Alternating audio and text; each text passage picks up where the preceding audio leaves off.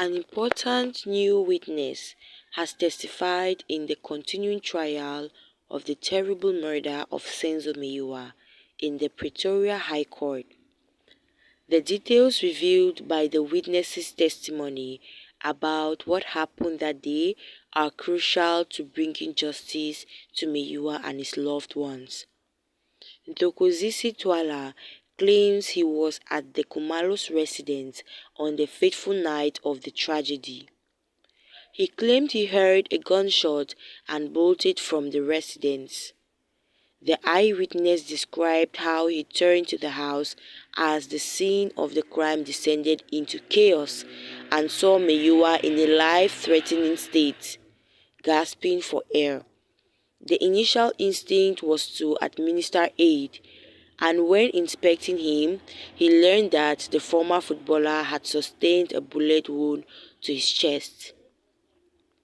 In an attempt to save Meyiwa before medical assistance arrived, the witness took off his shirt and tried to staunch the bleeding.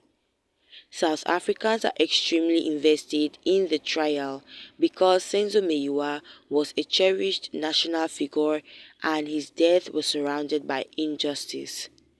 With 5 defendants on trial, the South African judicial system must ensure a thorough investigation and a fair trial in order to hold those responsible to account.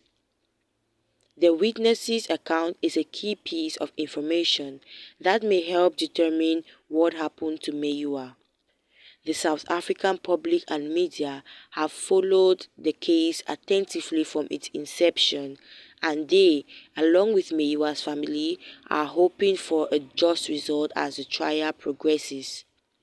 However, there is no easy way to justice, and the trial is expected to last for quite some time. The verdict will have a major effect on public confidence in South Africa's judicial system.